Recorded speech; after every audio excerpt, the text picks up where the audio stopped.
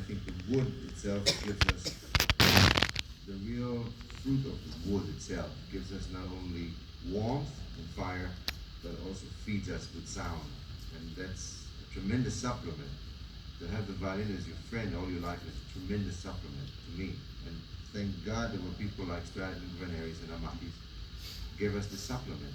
And what a lucky thing to be able to sit here and hold this great instrument in my hand. I mean, I've always wanted to hold it because it's always behind a glass case. It must come out of the case because it's nature. It must live, it must breathe, like I do, like we all do. You know, it takes a breath and it goes.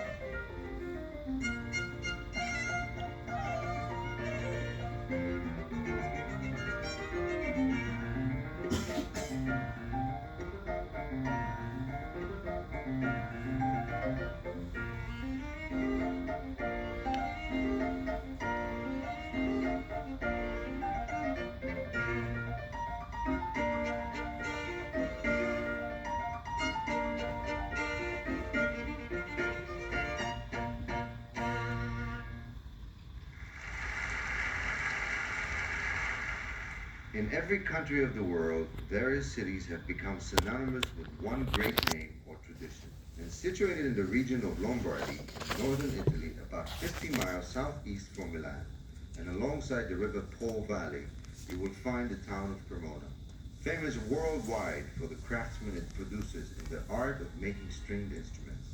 And one particular craftsman, Antonio Stradivari, lived and worked here until his death in 1737 at the age of 93.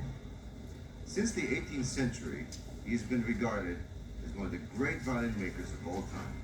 To mark the 250th anniversary of Stradivari's death, the authorities of Cremona and many associated with the craft of making, restoring, and preserving rare instruments have arranged an exhibition here at the Palazzo del Comune.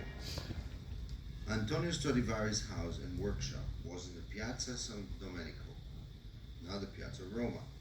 The commemorative tablet reads, "Here stood the house in which Antonio Stradivari brought the violin to its highest perfection and left to Cremona an imperishable name as master of his craft." Stradivari had learned his craft from Niccolò Amati and built his career on an inheritance of 100 years of Cremonese violin making.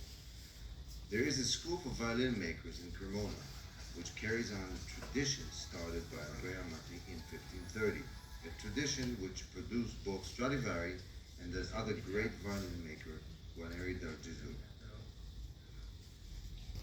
This day, there are reported to be 100 violin makers and 80 studios still around the state. Stradivari was married twice and all had 11 children. We know that 2 from his first marriage worked with him and also became violin makers, but they never developed the unique success of their father. In tonal excellence, design, and accuracy of workmanship, his instruments have never been surpassed. Here we have the Cremonese Stradivari, dated 1715. The reason we know the date is because we have the original Stradivari label inside. It's absolutely beautiful. It is in great preservation state. It has the most extraordinary quick response. Of all Strads I've ever played, this the quickest, just a touch of the bow on the string. The sound is absolutely both central. With very little distortion in the opening.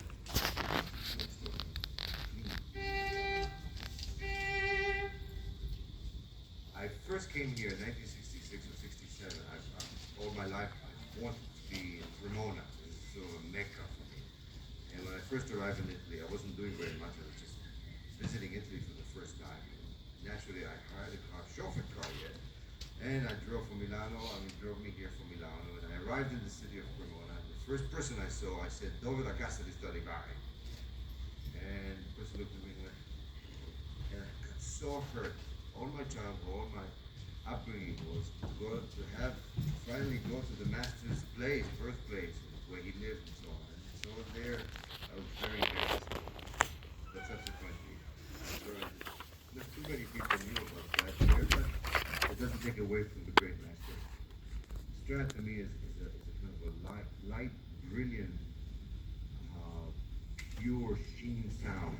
It's very similar to, say, if you are up at 5 o'clock in the morning and you see this extraordinary sunrise, and it's just pure golden, light golden color. That to me is a Strat. At Guarneri, immediately I said, Guarneri da Gesù, which I play, I think of thunderstorm, because it has a one. But it also has another quality. It doesn't have quite that sunrise, but it has some other quality. It's hard to describe really. But that's the major difference for me in the two. And it comes from application. This is immediate. Whenever you do that. Here, if I do that, it chokes the sound. Here, it's... But you have to release the pressure as much as you can. At least for me, I have to...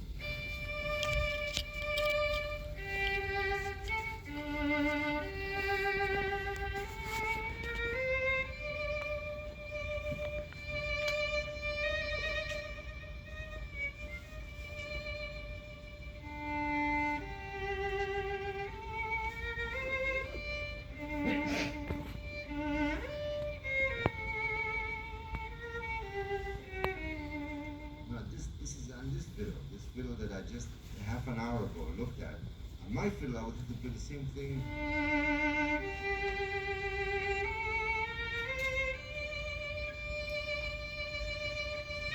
I would achieve this. It's more comfortable.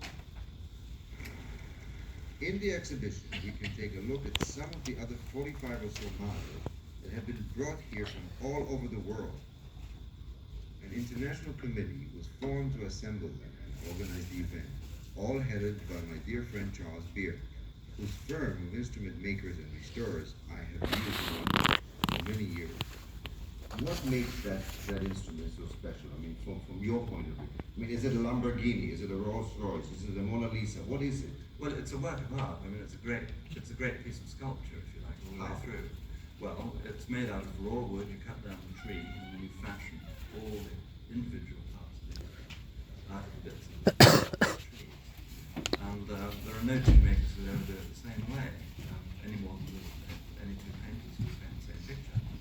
And Stradivari really was the greatest personality and the most comprehending personality in terms of works of art that was ever been in our lives. Plus, he made the musical instrument for you. I mean, that's what's extraordinary. But did he actually have a phenomenal ear that could tune that wood in the row when he actually went? Did he actually go to the forest? No, I think it floated up the River Po from Venice and it came. You mean really floated over? Well, I think that was the way you moved trees around. The spruce for the fronts came down from the Dolomites, and the maple for the other parts came from Yugoslavia and places like that. And the transport was definitely up and down the Po, and I think there must have been a selection available to him, and he chose what he could get. What did he study? Sound engineering, acoustical engineering, like we know today. What did he know about sound? I think what he understood was architecture, and I think he understood the structure of the instrument, because to make it work for you, you've got to have the lightest possible structure consistent with strength. I mean, obviously it's not allowed to fold or bend, or the neck's not allowed to fall out, and that sort of thing. And in order to get it to vibrate in the most free way, you've got to understand what the stresses are and how they can be best resisted with the wood, and yet how the wood can still vibrate. I'm still amazed of how he learned it at the time. Where did he studied from whom? He studied from Amati. Well, the violin was more or less invented here by Nicholas Mark's grandfather. So that makes already 3 generations. And then you have Stradivari comes along. And he was very strongly influenced by all 3 of those artists. And then, he spent really the first 20 years of his working life just figuring things out very gradually. Then he accelerated in the 1690s. I mean, his ideas were heavily trying to find. And then around about 1700, he went back to basics. He just saw Nicholas Marty, ground pattern, and see what happens. And then it really took off. And the extraordinary thing is that his best instruments were made around 1714. And in 1714, he had his 70th birthday. And then, this is the peak of his working career. And then he goes on to Why is it, and what is it that makes that instrument so special? First of all, from a science point of view, which you explained already, but preservation is most important. I mean, it's 250 years. Yes. And they're still, and we go through snowstorms today, and aeroplane trips at 35,000, and you open the case and you tune it up, and there it is, it's fine. That's right. It's amazing. It is totally amazing. But partly I think it's this question of getting the structure right so that it is strong.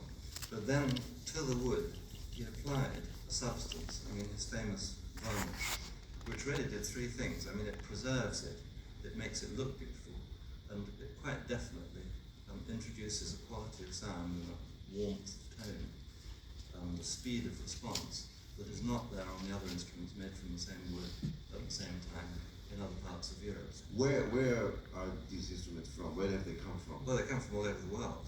Is that because people own them? That's right. They're very far spread out now. Obviously they're all made in Italy, but even in Stradivari's time, King James II of England had a set in 1685. He was hitting the so he was actually, he had quite a bit of money in his lifetime. Oh yeah, there's a saying here, as rich as Stradivari in Cremona at the time. He did very well, and everybody wanted to buy his instruments, and I don't think there were 92 left when he died, I think, but even so, he probably got rid of quite a lot. He made how many altogether? They think about probably 700 or 800, but actually would be my guess. Other guesses have been 1100, but I don't see how 500 kind of disappeared because of. So Strad is going to be here forever, eh? I think so, because then the ones that are well preserved are not deteriorating, and the musicians, I mean, they knock a few edges off now and then, but they don't deteriorate with musicians. The ones that are not quite so good have been dealt blows by people in my profession in the 19th century and earlier, and I think people now know how to look after them and fix them. I think they'll go on for hundreds of years, I'm sure they will. This one is the Helia. He made, the survivors are 10 in number. Really just for variety. He made some inlaid instruments. You can see this is inlaid with bone or ivory, diamonds and circles all around the sort of usual purfling. And then on the sides, it's also inlaid with ebony. Does it give anything to the sound, that ivory? No, not really. These are really for sale to the richest of his buyers, I think. And he kept a quartet of them all his life, and they belong now to the Spanish government. This next one, this is the Tuscan violin of 1690, and it's part of a quintet, 2 violins, 2 violas, big and small cello, that were presented to the Grand Duke of Tuscany in 1690. And it's interesting because the quintet is now.